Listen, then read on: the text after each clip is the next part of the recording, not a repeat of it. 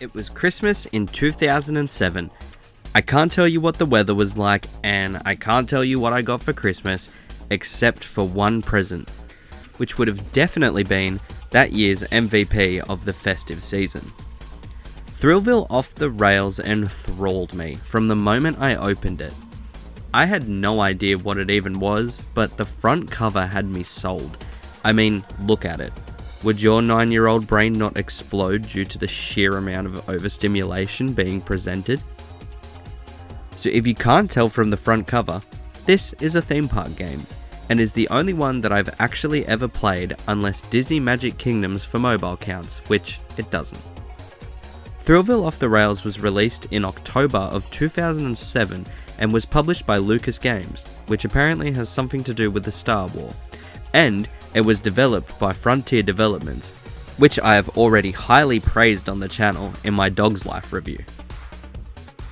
Jumping straight into it, loading into the game and clicking on New Game, you'll be met with a circle of children, ranging from very small to a little bit bigger than the small ones.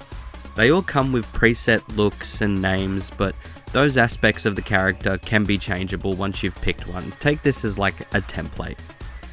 I picked Greg, because I don't think I'm actually going to get much cooler than this. So, after adding the final touches to Gregory, we are off to the first park of the game. There are 5 parks overall, but we always start the game in Thrillville Stunts. We are greeted with a cutscene, and we get to meet Uncle Mortimer. Now, Off the Rails is a sequel to the original Thrillville, but I never actually played that one, so I don't understand the lore drop that we're getting here, but it's something about beating the evil corporation Globojoy in the last game and having to do it again. He also mentions keeping our eyes open for anything suspicious, but my brother in Christ, Mortimer, you look as sus as a Foodworks chicken tender. After that, dropping into Thrillville Stunts, it'll open up the tutorials of the game, which are going to teach us about the 5 main aspects of the game. This being build, games, guests, upkeep, and manage. I didn't do the tutorials though, because I've played this game more time than I've heard my dad tell me how good the Atari was. But before I get into explaining all of the categories and what they entail, let me just show you around the park first. Each overall Thrillville park is going to be split into 3 themed sections. For Thrillville Stunts, these sections are Saddleville, a western themed area, Battleville, a war-based area with fighter planes and tanks and all that other good stuff, and Throttleville, which I'm glad is spelt with a TH and not an F, or else we would be throwing the G rating out the window for this one. The sections are joined by this lovely immersive corridor that is totally not just a loading zone. Now, back to the categories. If you press square, or X, because this was also on Xbox 360, this will bring up a menu. Clicking on the first tab will bring you to your missions page, and this is where bulk of the gameplay is. You'll find the aforementioned categories, and clicking on them will bring up a list of missions regarding said category. The building missions are centered around coasters and racetracks, as well as building other games and attractions around the park. In the park, you can find these green coaster signs, and this is letting you know where you can build a roller coaster or a racetrack. The Roller Coaster Maker is a lot of fun and is insanely in-depth for a kid's game. Just be mindful of your energy usage and the money being spent, but you can make some really, really cool stuff here, especially with these whoa pieces that Mortimer told us about, which funnily enough is the same noise that I would make if I ever came face to face with old Morty. After you've finished making your coaster, you're going to get a thrill rating and also a lovely nausea rating. But the fun doesn't stop there, because after the track is complete, you're going to get a bunch of track options, which is just going even more in depth with what you've already done. It's going to give you stats that you can see, which probably isn't actually as cool as I made it sound. I just love stats. But seriously, you can also paint every part of the coaster, even including the seats or the carriage. What do you sit in a roller coaster? The carriage. You can change the ticket prices too, where you've got to kind of find the right balance of either making it cheap so that more people ride it, or is your ride really in demand so you can ramp up the price like it's a bag of chips at Coles. You can even see how many people have actually ridden the coaster, and there's a bunch of other stuff which in the grand scheme of things literally means nothing, but it's just nice to see and I appreciate the effort made. Also, another cool thing here, you can actually ride your coasters after you've done making them. You can do this in either a first person view or a more cinematic camera view which swaps angles and gives you a more third person perspective. As a kid, this was really cool to me, especially since roller coasters scared the ever-living daylights out of me, so it was nice to get a little adrenaline junkie fix this way. The other option available to build at these coaster spots is the racetrack, and here you can place a pre-built track, but where's the fun in that when you can make your own track with enough neck-breaking turns to make your customers feel like Kurt Angle. There isn't as many intricate pieces as the coaster creation here, but you can still make some pretty cool stuff. And the best part? You can race it when you're done. This made me love the racetracks more than the roller coasters just because the interactivity was better. And I do love a little racing game, even if these buggies do control like a washing machine on wheels. The other build missions are going to be centered around putting in arcade machines for your park goers to play, but there is actually one more type of attraction that we can build from scratch, and that is our own mini golf course. This is probably the most in-depth creator in the game, with a bunch of woe pieces at your disposal, and a ton of these extra special pieces that you can skim through by pressing the direction buttons on your controller. And there is no limit to how many holes that you can have in the space. You can make a bunch of small ones, or you could even just do one big one. And of course, you can play once you have made your course. And it's a pretty solid mini golf experience as well. A lot better than the Rugrats one, I'll give it that. But yeah, that is basically the gist of the building section of Thrillville, and it is definitely one of the more fun parts of the game. Each mission you complete is going to give you thrill points, and that meter up there in the top left, as that fills up, you'll eventually unlock new parks, which come with new rides and new games, and even progresses a little story that is playing in the background. And yes, there is kind of a story going on here. I didn't even realize this until years later as well. I just thought you made stuff and played games and there was no story. The main way to follow the story is through the next tab on the mission page, which is Guests. And yes, I'm skipping over the Games tab, I just want to cover that last because I have a lot to say about that. The Guest tab is all about interacting with park guests, making friends with people, and more importantly, keeping the park critics happy. Now, I won't beat around the bush, this is probably the most boring part of the game. Just chatting to people, selecting prompts, and hoping you picked a good one to increase the friendship meter.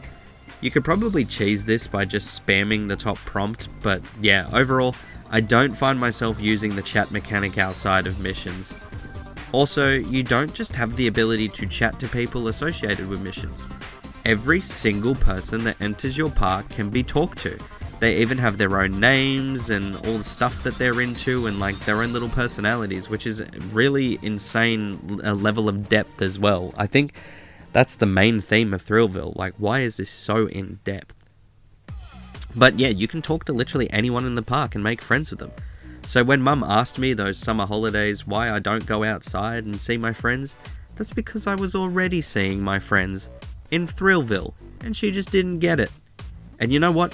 After saying that out loud, I'm kind of surprised I wasn't bullied a bit more as a child. Talking to people is also going to forward the story going on that I mentioned before, basically along the lines of Globo Joy having a critic on the inside and sabotaging the parks and writing bad reviews and all that sort of stuff. You've got to figure it out and find out who it is. Nothing, and honestly, it's nothing exciting. I say there's a story here. There's no cutscenes, there's no anything. It's just boring talking dialogue sections that honestly I just skipped. Up next is Upkeep, and another reason I adore this game is just how much content they have packed into it. Upkeep is centered around the staff of the park, and there are 3 types of staff members that you can have: entertainers, groundskeepers, and mechanics. Selecting a staff member gives you the option to train or fire them, if you're feeling like a true CEO, of course. The training option will see you take control of the staff member, and you can just start walking around the park as them. So, starting with the entertainer, you choose a section of the park to go to, and then start the entertainment minigame. The cool thing about this is that each section of the park has a different song tied to it, so it is actually worth going around and checking out each section as the entertainer. The minigame is a very basic rhythm game where you use the left stick to move around a circle, you then press the button on the screen once it hits the center of your cursor. I love this minigame, and it can actually get pretty challenging later on. Also, check out this awesome 99 out of 100 choke I did here because I was not paying attention when the minigame started. Next up is the cleaner minigame, and Jesus Christ! What kind of animals are attending this place? There is shit everywhere! And also, the amount of vomit here is putting a dingy nightclub to shame. Anyway, you use the right bumper to suck up the trash, and you use the left bumper to wash the vomit. This is a humble reminder to all of you to please put your trash in the bin, and holy hell, if you need to vomit, go to the toilet. Please. The last staff member is the mechanic, and you're going to walk around as said mechanic, checking out the reliability of rides. Regardless of whether it's at 100 or not, you can still do the mechanic minigame, which is what I've done here, and it's the simplest one of the lot. Here you're just going to use pieces of cable, I think that's cable, that appear in the bottom right, and connect one end of the circuit board to the other end of the circuit board. If you do this a few times, your ride will be back up and running at 100% reliability. There is one more aspect to the upkeep missions, and that is the collecting missions. So, scattered around the park will be certain things for you to find. For example, in Thrillville Stunts, there's 6 anti-Thrillville campaign flyers for you to find. It's worth noting that while you're looking for these, you'll also stumble upon other collectibles like new blueprints for rides, or big wads of cash that you can just put in your pocket like the grubby little CEO you are. The Manage tab is all about getting people into your park and making the most money that you can. There is an insane amount of detail here too, telling you what percentage of park patrons are in what age bracket, to all the money making stats, and just a boatload of other stuff that honestly you'll probably never look at, but it's still cool to see. Using the park info though, you can see what demographics you're lacking in and construct ad campaigns accordingly to get more of that demographic. There is loads and loads of detail in this game, and there are so many different ways to approach running your park.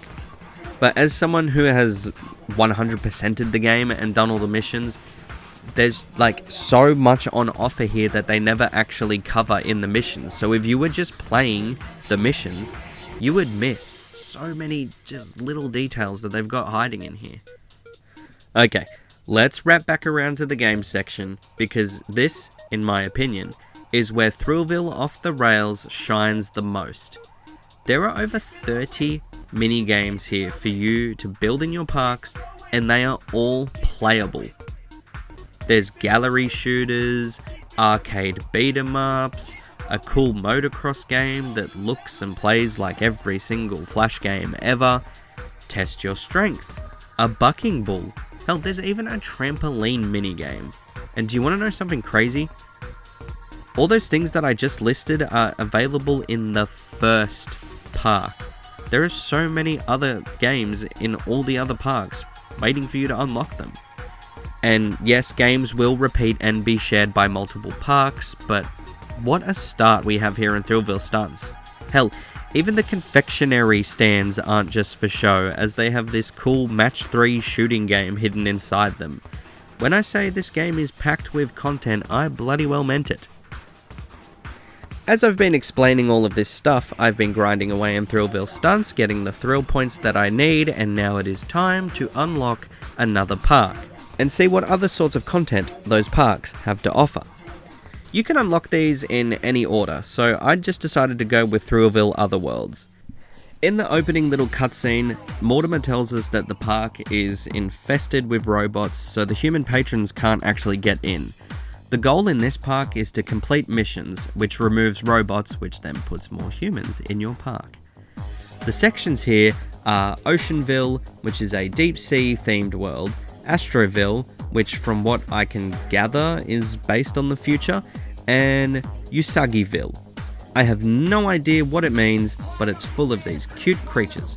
And speaking of Usagiville, it is home to two of my favourite parts of this game, and I'm going to take the time to go in depth on those two minigames right now, starting with Sparkle Quest. This is a 2D platformer action-adventure game bursting with cuteness. You can jump and shoot a star for an attack. However, I feel extremely bad about murdering these enemies. Are they even enemies? These guys are just smiling and going about their day and we're killing them. There's hidden areas to find as well, items to be collected to give to NPCs to further progress in the adventure, and it plays really well and is actually fun. Like, this could have genuinely been its own PlayStation 1 game. There is a lot of effort and care put into it.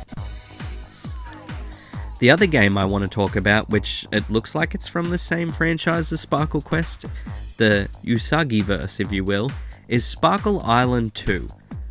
I take it Sparkle Island 1 was in the first Thrillville, but didn't play that.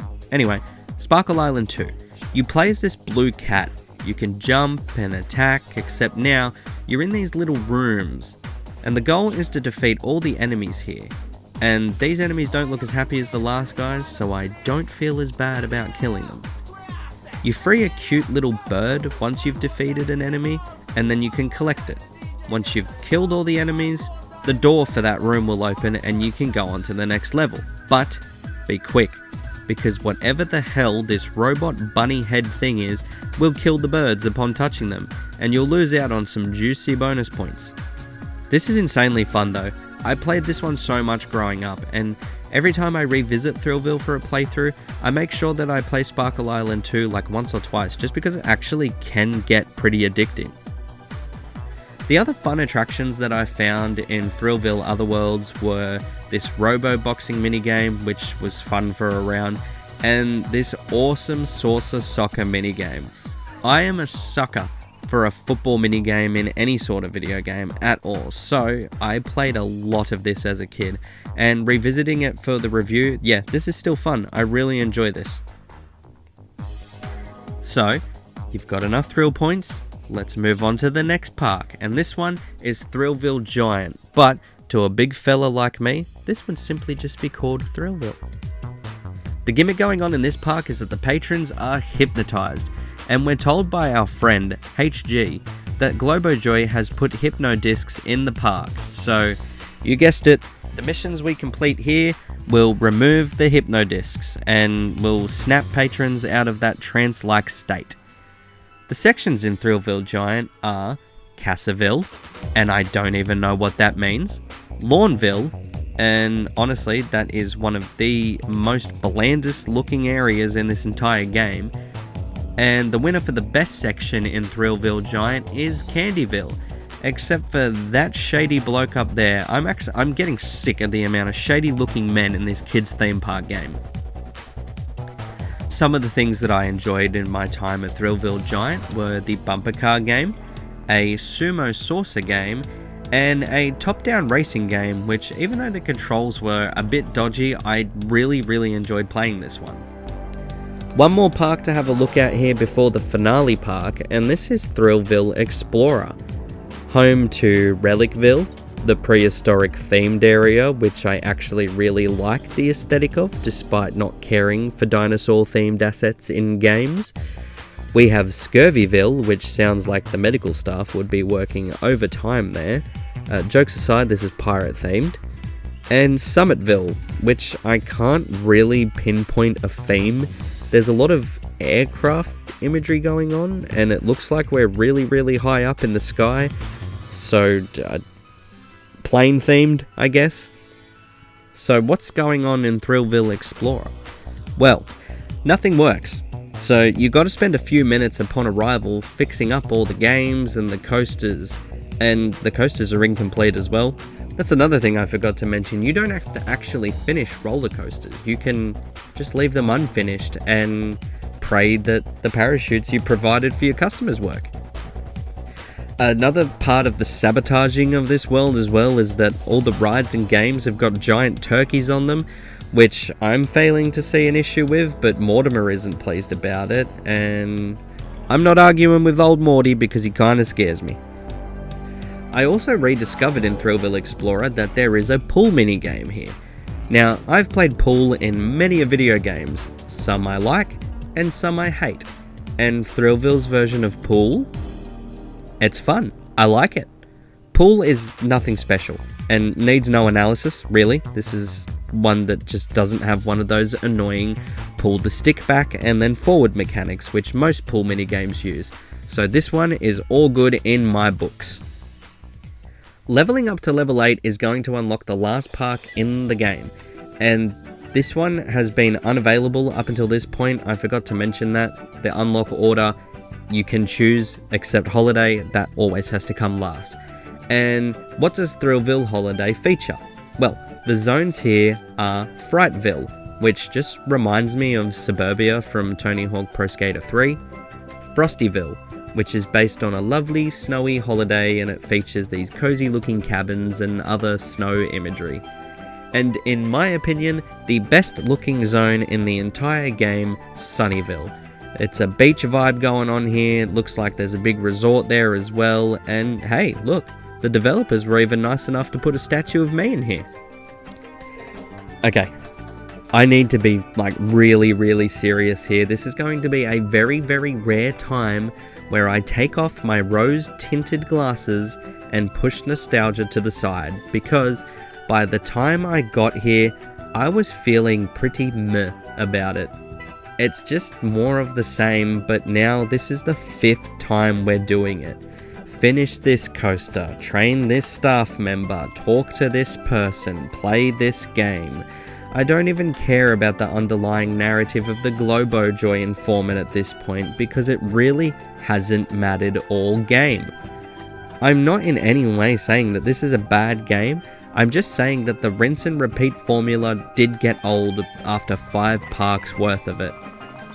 And look, this is still a great experience nonetheless, especially for 9-year-old me, who legitimately put hours into making the best park possible. But as an adult, I just don't see the appeal in finishing it now.